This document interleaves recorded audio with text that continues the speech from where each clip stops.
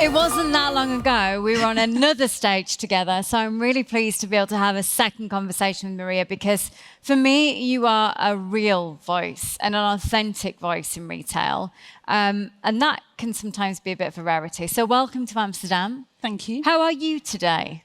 I'm very well. Yeah? I joined the C-suite dinner last night, met lots of new faces, so a good start. Excellent. Anyone else at that dinner? Enjoy yourself? Was it a good one? Did I miss it? I missed it. Dash. Please, tell us how things are in the business. We are in this incredibly exciting, wee bit of a rollercoaster ride in retail. How are things at Anthemis? And can you tell, for those people in the audience who might not have heard of the brand before, what the brand does? Okay, so I'm really fortunate that I've taken the reins at a very highly recognisable in the UK, iconic British brand. And we're very well known, I think, really because of our notoriety and our history of pushing boundaries and breaking taboos. So for those of you who aren't familiar, Anthemis is in the business of sexual pleasure. And we have two main categories, those being lingerie and sex toys. But we are very UK-centric at the moment. We'll talk more about that later. But yeah, so in terms of business, I think for every retailer, the last 5 years have been a roller coaster. We've had enormous challenges thrown at us, COVID, obviously starting there, wars, disruption to the supply chain. I don't need to tell you guys about that. And then in the UK, well, globally really, a very unstable economic environment. And so it's been a bit of a roller coaster for us as a business, and we've been through some ups and we've been through some downs. We had a particularly tricky financial year last year. We made some hard choices, but I'm glad to say we've come through and we're doing all right at the moment. I'm really pleased to hear this. I'm going to ask either the AV guys if they can turn your mic up, or maybe you can just move it a little bit closer to your mouth so we can hear you a little bit more. Would that be helpful? Yeah? That's great. Thank you, Maria. So you stepped in as CEO. You are authentic. You are real. You're looking at this organisation that's beloved by many fans, and you really do have fans of the brand. And you think, okay, what's the priority list here? What have I got to sort out, and how am I going to get this order right? So I've been in the business for 6 years. I didn't start as a CEO. I joined as a joint MD. So Anthemis is entirely privately owned by the Gold family. Jacqueline Gold, our founder, she had a vision for our business to empower women in the bedroom and also empower women in the boardroom. When I joined the business 6 years ago, I think it's fair to say it had lost a bit of its shine. We're losing out to the competition. They'd taken over us. We hadn't kept pace with market developments. And yeah, we'd lost our way a little bit. And so I joined the business to work with Jacqueline and Vanessa on modernising it. And that was multifaceted. We tackled an awful lot of things. But I think really the key learn for us was that we had veered away from what we stood for. And we weren't relevant anymore. And so it was a priority to get back to what the brand is all about. So you're going to have to centre the brand back. You had to steer it into a new era, because although you have all of those values that you're known for, those brand fans, the kind of trust, I guess, that you're going to deliver on certain product, you also are in a completely new era of retail. So how are you doing the future gazing? So I think if I talk about the kind of things that we did, I think the most important thing for a legacy brand is to understand what is the essence of the brand, what made it iconic in the first place. And then really, what I think we'd failed to do was to translate that into a contemporary landscape. So that's what we set about. So we did things like we updated our visual identity, so re-looked at all of our branding, our colour palettes, etc., to make that modern. And I think a really important part was talking about new brand stories, but relating them to our history. So I'll give you a good example. we're now at 52, I think. So for our 50th birthday, we brought back an iconic rabbit called the Mighty One. But what we did is we reinvented it. So we gave it a new colour, gold. It had new functionality. It was rechargeable as a battery operated. But we talked about the fact that this was an iconic product for us that we were reinventing. So that kind of helped show how we were bringing our brand on as a journey. We've done an awful lot of work on our products as well. Obviously, to keep relevant, you need to update your product, your experiences and your services.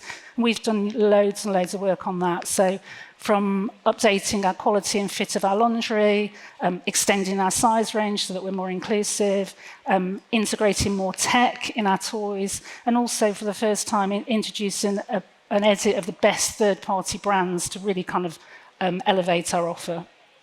Yes. And I think another thing that's been really important to us is really talking to a new audience. So often modernising a brand means that you talk to a younger audience, and there's various ways of doing that. We used influencer partnerships, we used our social and digital platforms, and we also did collaborations with some brand ambassadors. So we used Maura Higgins, Tasha Ghouri, and most recently Molly Smith. If anybody watches Love Island, you'll recognise those names. But all three of those girls were a really good representation of our brand, whether that be their openness to talk about sex or their strength in their body confidence. But I think really when talking to those new audiences, the key is that it really needs to be very authentic. And I guess the final thing that we did was really make sure that we aligned ourselves internally. So a modern business has to have modern practices behind it. So we've spent a lot of time on tech. A legacy business has legacy systems, so we've invested in upgrading our systems to make them more efficient, enable us to access data to help us make better decisions, and really getting to know our customers. So a lot of time spent on understanding our customer, their journeys, their preferences, and alongside that, really evolving our leadership and culture so everybody knows what the journey we're on. Yeah, I was going to come straight onto that on culture, because you've just listed so much change. And most of us who've been in leadership roles understand immediately that if you're going to implement, and you're going to implement at speed, you have to take the people through it. So how have you done that? How have you made sure the culture is one of seeing that kind of positive dissatisfaction as we're moving on, we're evolving, it's working for improvements together, rather than, oh no, this regime was wrong? I think there's a few things really. I mean, number one is communication. We speak to our teams every week, whether it be through written communications or through our team leaders. But really, as a business, keeping the team informed about what we're trying to achieve and the progress we're making, so that they understand that whether the journey's working or not, and if we've had to realign, then we would explain that to them again. And really, I think it's really important that the teams buy into that change. So we involve our senior leadership team in building our strategy and prioritising what we need to do next. It's really, I think we're very kind of inclusive as a business. We're a relatively small team, and we're family owned, so it's I think a pretty friendly place. We don't really have hierarchy. I have an open door policy. Anybody can come and talk to me, and I think that's a really important part of our culture. Of course. We've got a lot of people in the room. We'll be talking about tech, we're going to be talking about systems, in terms of operations, of course, and deliveries. What have you found in those pieces you've implemented has really worked for your customers when it comes to advancements of technology, and how quickly and speedily they get their orders? So I think for us, as I mentioned, we've had legacy systems. So a lot of what we've been doing hasn't necessarily been visible to our consumers. So, we've implemented a new ERP system, which was quite problematic, and then we had to put it right. And there's just been a lot of things like security, very topical at the moment with what's going on, of course, in the industry. Just so I'm sure you all are aware, but in the UK, we've had many retailers that have had to be highlighted in terms of their cyber attacks on their systems, prevalently Marks and Spencer's, which I think is entering week 5 now. Yeah. But a lot of stuff in the background, making our systems fit for purpose. We have obviously implemented stuff that is beneficial to the consumer too. So if I think about our website, we've invested a lot in redesign. So whether that's the look and feel of our website, the site speed, navigation, elements of personalisation. Similarly with our stores, because we have 80 stores, we've invested in them too. I think in the last 2 years, about 50% of our store portfolio have had an upgrade. It's an ongoing, expensive program. Very much so. And again, as you said, all behind the scenes. Yeah. So, we've put things like, we were slow to adopt some stuff. So when I arrived, we couldn't do click and collect. We can now do click and collect. Wow. We've done things like launch paperless delivery. So small increments along the way to enhance the consumer experience. So when we think about the brand in terms of its customers, and this is often a product that it can lean into maybe slight embarrassment for some customers. Some customers are, I'm sure, raring to go, and you might get everything in between. One of the things I'm fascinated about is the people you've got in the high street, that kind of traditional party piece that you were known for, where you're in the comfort of someone's home, and I guess that's quite reassuring. And then online, how are you channels? How are you using those different outlets and opportunities to weave the right service at the right time and the right conversations with the right customers? So that's an interesting question. So I mentioned that we've been doing a lot of work on getting to know our customer, but one of the issues that we have is our customer doesn't always want to identify and flag that they've shopped with us. So our customer data can be a little bit fragmented, but what we can see is where they identify themselves, that we don't really have a multi-channel customer as such. Our customers tend to have a preference. They either shop in store or they shop online. And I think the consumers that shop in store, they're looking to our colleagues, our store colleagues, for advice. So they might be buying their first sex toy and don't really know what they want. And our store colleagues are superb at putting people at ease. They don't judge. Now we're in this conversation and suddenly the room has got quiet and people starting leaning towards you. I'll ask on their behalf. Is there like an excuse that people use regularly to cover up? Do they blame someone else when they go in? Or are they generally just honest about it? I think they're pretty honest. They don't go, oh, it's my sister's hen party. I'm buying. No. Not at all. When I first joined the brands and I witnessed this, I was shocked. Really? But wow. you get desensitized to it very quickly. Wow. It's just another product. Can I come do a day's work experience? You can. Just so I can serve on and understand this. I love the bold element of your customers. Sorry, you were speaking. Yeah, so I think consumers that come to stores, they do it because they want to get advice and help from our colleagues. And I do think the online shopper is either more confident or they want to be discreet. That's one of the things for us. Everything we deliver is in discreet packaging. I was going to ask, you don't get the postman know what you've got rampant rabbit. What is it? Is it just brown paper? Yeah. Right. Yeah. Okay. Yeah. But it might turn on and start wobbling around. Okay, so when we're thinking about the brand, of course it is, and also there's a lot of garments in there as well as sizing. Size now I was going to ask you about because we have a return issue still within the fashion industry. How are you helping guide customers in terms of fit and making sure there's a good match so they're not over-ordering? So one of the things we've done on fit is we really try to align all of our bras, whatever the shape be, that if you were a certain size, you'll be that size in every garment. Right. So that's been a lot of hard work, relooking at fits and moulds, and but I think we're there. Surprisingly, we do actually have a very low returns rate, even on lingerie. Sub 10%, which is unheard of. Really? Yeah. Wow. So I think that means it must fit. Or they're not wanting to return it and find the brown paper packaging back. But online we also use True Fit, so it's a tool to help customers find their own the right size. And in store, obviously, we do bra fitting And that's one of the things that our colleagues are expert at, is making sure consumers get the right fit. Okay, interesting. So when you think about your legacy and the involvement, and it sounds like June's the hairdare, which is great news, what can new brands learn from a legacy brand like yours? And what perhaps could you learn from a younger, fresher brand? So I think new brands can look to brands like us to sit and learn from how we've stood the test of time. I mean, we're 50 odd years old. I mean, that's amazing that we're still going strong. And so I think new brands can to look to the likes of us and say, what did they do to stay relevant, keep themselves alive and stand the test of time?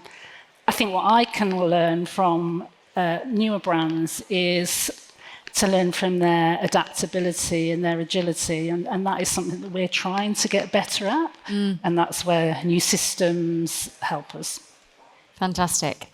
And you are, I feel, a brand that is agile. You are willing to learn. One of the things I found so refreshing with you personally, Maria, as well, is you've owned into and lent into, look, we got things wrong at times. We kind of, you talk, and I think this is a great point to make for the audience here, you talk very much that you did move away from the core ethics of the brand and the values, didn't you? And it wasn't successful. It wasn't, no. That definitely, we've what we are very, very clear on now is the product that we offer has to add something to our consumers' sexual confidence. Where we've tried to move away from that, for instance, tried to do more everyday laundry, it just hasn't resonated. It's not what we're known for. It's not what consumers come to us for.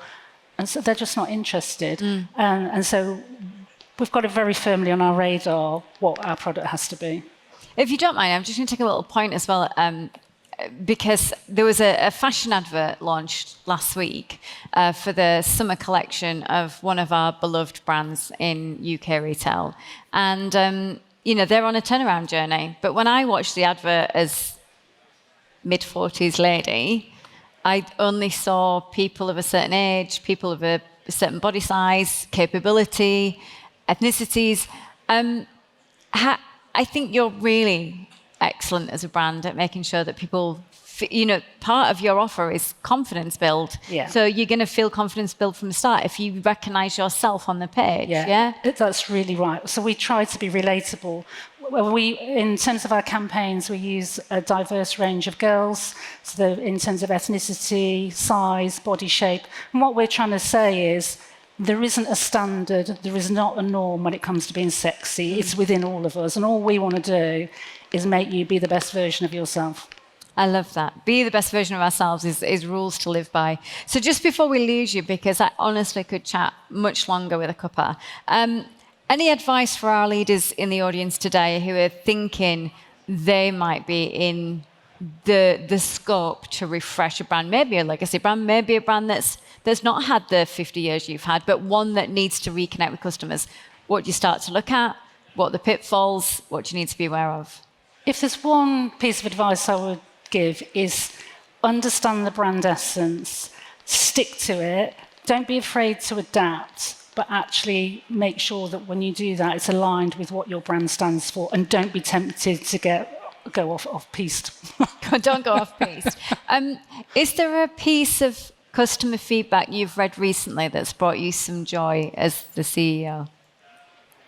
Actually, yes. I got an email from a senior retail leader the other day who said that they'd been into our Soho store, and he was served by one of the members of staff there that he was lavishing praise on. Wow. And I sent that piece of feedback to her. Always. You always hear about the bad stuff, but it's so great when you hear the good stuff. No, it's a question I love asking leaders because I know you are weighed down. Emails are easy to find these days, and you get a lot of it, right? And everyone thinks they can run the business because it's easy, right? You just open the doors and sell the things. Yeah. So I love hearing that you've found joy in some of the work that your brand's doing and the experiences they're delivering to customers. When it comes to things that matter to you as a customer, when it comes to things that matter to you as a customer, not a leader, what's on your top 3 when you're a shopper?